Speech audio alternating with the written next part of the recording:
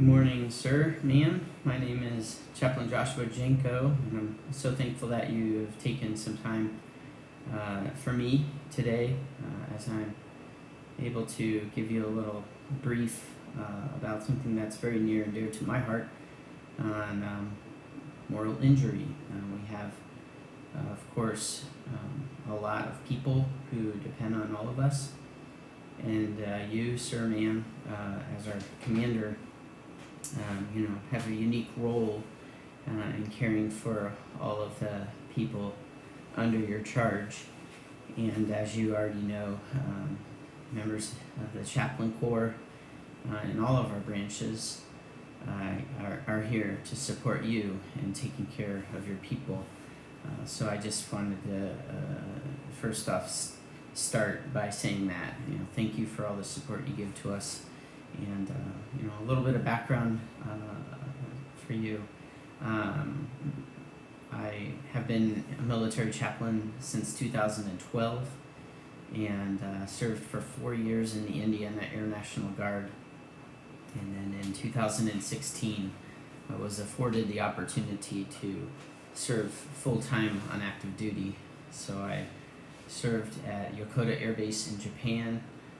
I served at the United States Air Force Academy, and then now, recently, getting to serve the men and women and families at Andersen Air Force Base in Guam.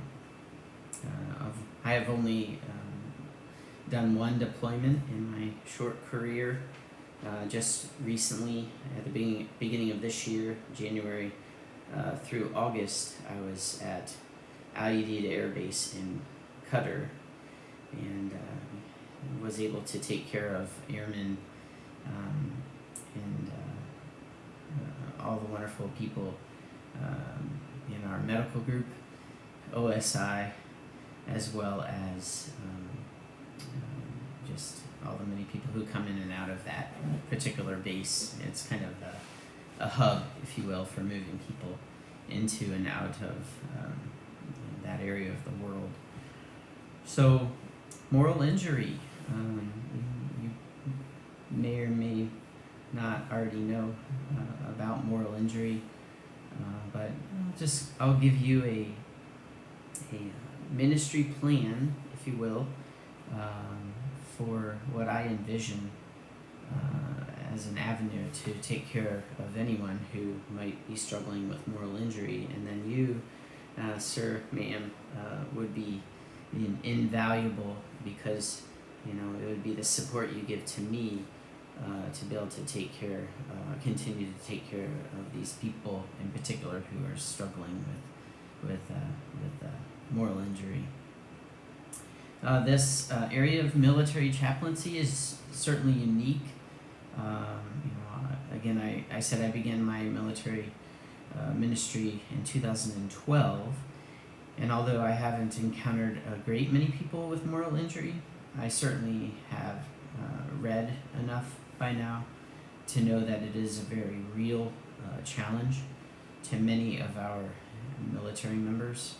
And I think it is certainly something that would be important to address and to engage these men and women and to do our best to take care of them, because not just moral injury. There's another disorder out there called post-traumatic stress disorder, PTSD, but moral injury is something in addition to that. Some members suffer from PTSD, and then some are suffering from moral injury, and then some are suffering from both. But in this brief, I want to give the overview of moral injury and a ministry plan that I would like to implement.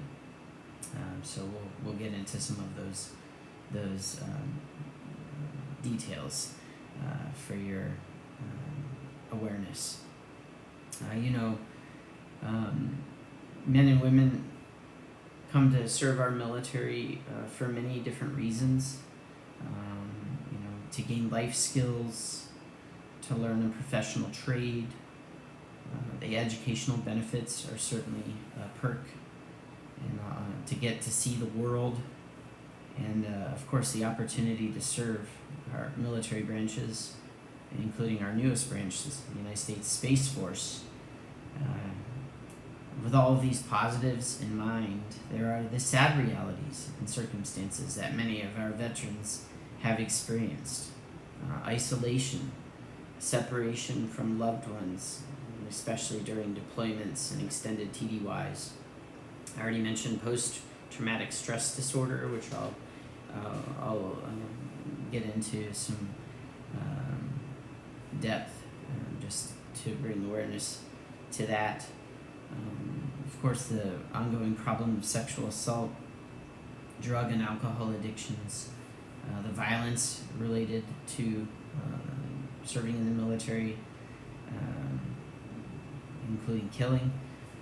There's also suicide. That's an ongoing challenge. A lot of people suffer suicidal ideations. I know I've had my fair share of talking to people with that struggle. And then something a little less known, moral injury. You, sir, ma'am, being our amazing commanders, you know the benefits of the military, right? You have gained a lot of great educational opportunities as well as the leadership experiences to get you at your level of responsibility and long careers. We all look up to you with that wisdom and knowledge and experiences.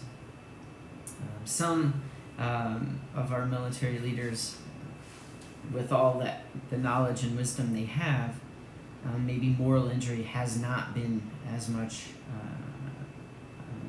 on their radar or a problem in their mind. Some might assume that their subordinates, if they have moral injury, could get the support and assistance they need from healthcare professionals, those in our mental health fields, and of course the help that the chaplain corps can provide. But regardless, there are people, we have suffering souls that we need to take care of.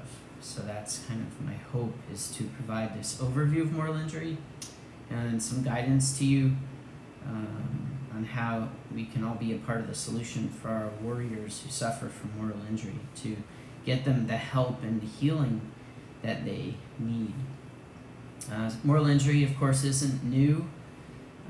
This term, moral injury, has been accredited to a psychiatrist named Dr. Jonathan Shea, and he describes moral injury as an experience where the values or the conscience of the deployed service member was violated by his or her actions or the actions of others. And a more in-depth definition that I came across in a book entitled Soul Repair, Recovering from Moral Injury After War, by Rita Nakashima-Brock and Gabriella Latini. They share that moral injury results when soldiers violate their core moral beliefs, and in evaluating their behavior negatively, they feel they no longer live in a reliable, meaningful world and can no longer be regarded as decent human beings. They may feel this even if what they did was warranted and unavoidable: killing, torturing prisoners, abusing dead bodies. Failing to prevent such acts can elicit moral injury. Seeing someone else violate core moral values or feeling betrayed by persons in authority can also lead to a loss of meaning and faith. So there are many resources in print that give varying definitions for moral injury. I just wanted to give a couple basic definitions for your essay, or situational awareness. And then, of course, there's the other issue that a lot of military members struggle with, and that is the post-traumatic stress disorder, or PTSD. That has been defined by the U.S. National Library of Medicine as a type of anxiety disorder that can occur after you have gone through an extreme emotional trauma that involved the threat of injury or death, a physical response to extraordinary circumstances. The effect is psychological and physical problems such as fear, hypervigilance, night terrors, flashbacks, numbing, dissociation, avoidance. The effect is disruptive to the individual's ability to function socially, occupationally, or domestically. PTSD symptoms can occur anytime after a traumatic experience, even years afterwards. So, of course, we all have heard and read about all of the veterans that, kill themselves. According to one resource I came across, it was a VA researcher. More than 2/3 of the veterans who commit suicide are 50 years or older, suggesting veteran suicide is a long-term challenge. Moral injury is likely one of the most important factors in military suicide rates. This mitigating factor that weighs on most military leaders' minds is another reason I hope to provide you with helpful support as you take care of military members entrusted to your care who suffer from moral injury. So you already know chaplains are able to, provide counseling to our military members, confidential counseling.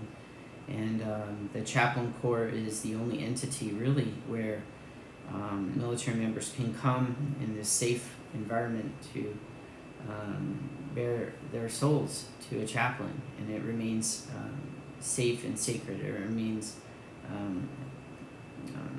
an area that chaplains keep that very confidential. I propose in my opportunities for counseling that I could begin to assess these individuals. Certainly if they are suffering or struggling from moral injury. How would I do this? Well, I could begin by getting to know the military member, of course, but asking some basic assessment questions to help identify if they indeed struggle with moral injury. Dr. Shea, who I mentioned earlier, gives some examples of questions that could be included in the conversation. First, in your military experiences, has there been a betrayal of what's right? Number 2, has there been a betrayal by someone who holds legitimate authority over you? And number 3, has there been a betrayal in a high-stakes situation that you were involved with? So in Shea's own words, when all three are present, moral injury is present, and the body codes it in much the same way it codes physical attack. So this is just one way I could assess if someone's struggling with moral injury. I also did come across a online assessment tool that I could point these military members to, and it is called Living Water Computer Spiritual Assessment Program, and I can provide the website. But upon completion of this online assessment tool, results could be tabulated so that I could be of further assistance if someone indeed is struggling with moral injury.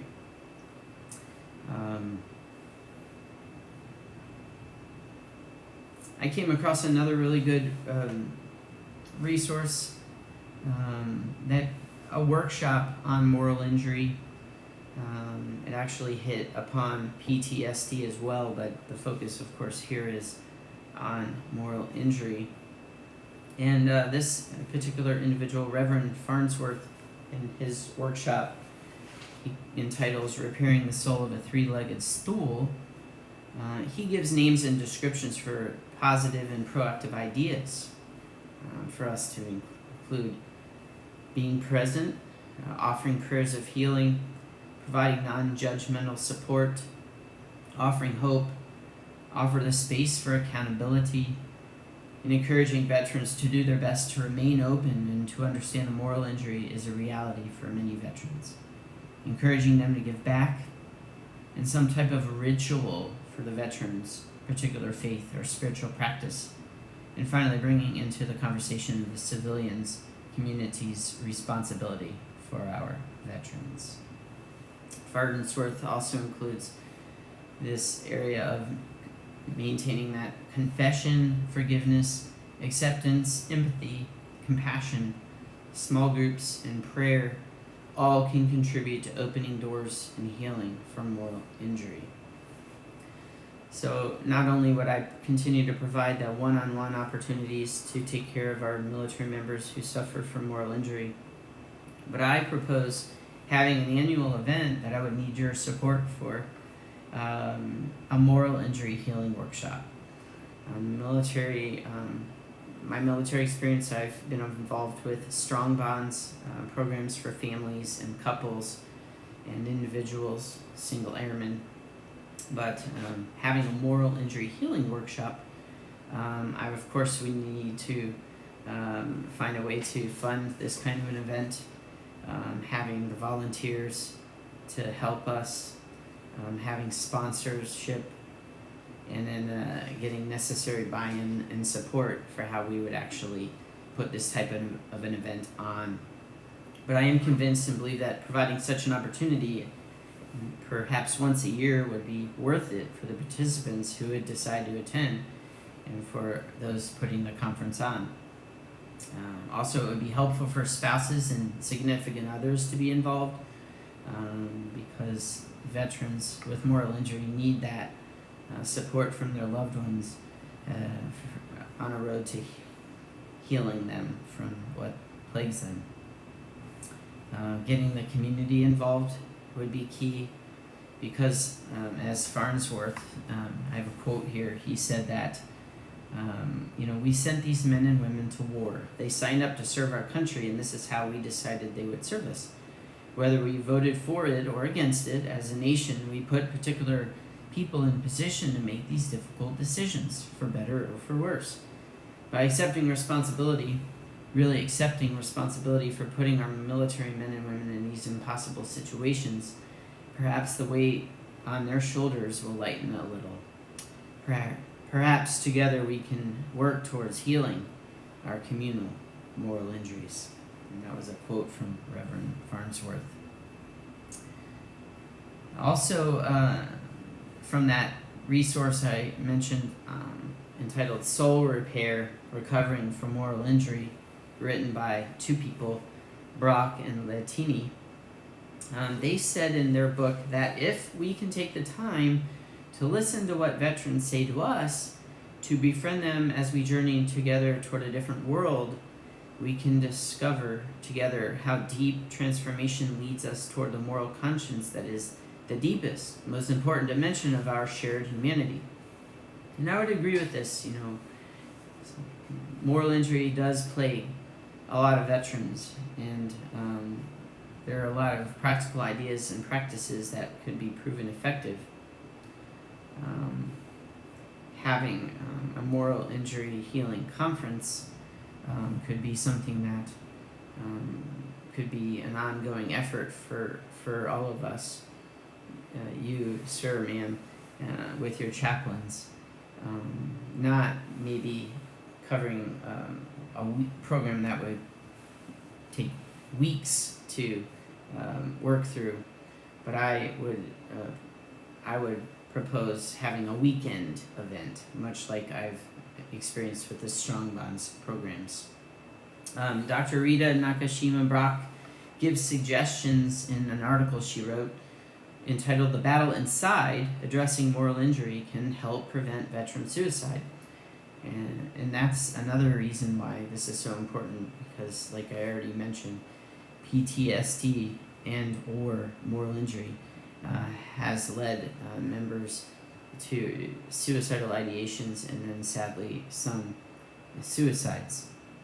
But Dr. Brock mentions a boot camp training process. Hers would be 8 to 10 weeks, but I propose again the weekend format, more intense for veterans and their spouses or significant others. But some of the suggested things to cover in a schedule for this type of an event would be having a more military-style formal rituals for the relinquishment of weapons or significant objects and uniforms, with civilian representatives present to offer gratitude for their service. Also, time for lamentation and grief processing to acknowledge the sorrows of leaving meaningful jobs, a profound sense of purpose in service, deep friendships, and a secure life. And this could include different things like mindfulness or yoga or contemplative prayer or other self-calming strategies. Next would be the use of writing and art to express trauma and moral injury, which involve intense feelings such as sorrow, guilt, shame, despair, self-condemnation, and anger. Next, a chance to share intense feelings with trained peer specialists, chaplains, and clinicians. Next, time to learn and practice life skills such as self-care, relationship building, and maintenance, and civic engagement. And then, guidance in reflecting on meaningful and moral identities, and time to reflect on and consider the next steps in their lives as they form new identities. And then finally, information upon departure, currently delivered as briefings over a few days that are offered in small, manageable segments with ample time to process both the information and the feelings that such information might elicit, such as overwhelm, anxiety, or despair. Again, these are just some suggestions that could be included in a moral injury healing conference. But I would also add, at the end of this conference, having a moral injury healing service. Now, I've come across an example of this. We would have an ecumenical moral injury healing service. And in one article I read by Eileen Flynn, her article, Ministry Helps Struggling Veterans Heal from the Wounds of War. This type of service would focus on healing and reconciliation for military veterans. For many veterans who suffer with moral injury, guilt, and loss of faith have been found to lead some to suicidal ideation. The healing service would address the guilt and struggling faith in the context of a communal gathering with love, encouragement, support, and opportunities for reconciliation and forgiveness. The article also mentions some additional points that compare spiritual approaches with secular approaches, and I found this interesting. It said that religious approaches can provide a depth and context that no secular approach can. Religious responses to moral injury can not only speak to deeply existential questions, but also, unlike most non-religious clinical approaches, can invite veterans into an ongoing community and can meaningfully engage complex moral questions of war. So providing a moral injury healing service could bring comfort and healing to veterans who suffer from moral injury. It could be a helpful to concluding event to have on the last day of a moral injury healing conference where we could bring everyone together for prayer and healing. So, sir, ma'am, I've provided for you in this brief a little overview of moral injury and also PTSD. Being available for one-on-one counselings that I already provide could be an ongoing opportunity for me to help identify veterans who are suffering from moral injury.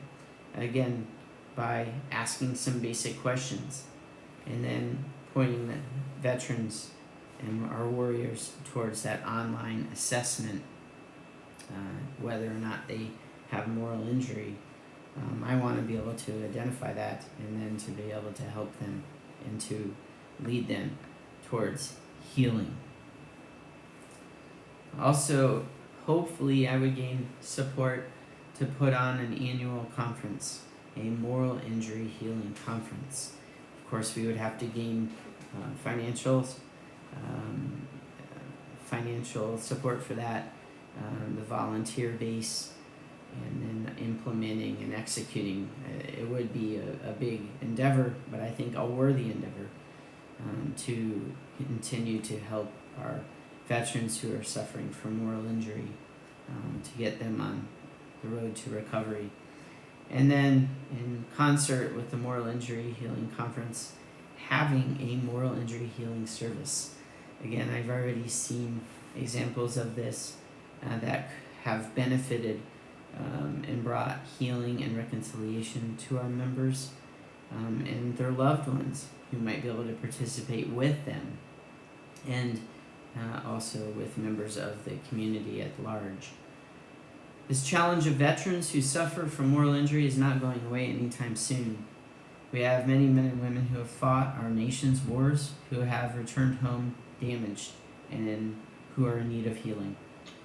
Sir, ma'am, your support and the empowerment you could give to us chaplains to execute this type of critical mission area will be of benefit to our veterans who suffer from moral injury for many years to come. I hope to implement such a religious ministry plan with the hope of helping and healing our veterans who have suffered from moral injury. And I, again, thank you for your time today. I know your time is very valuable, and this concludes my briefing. Are there any questions?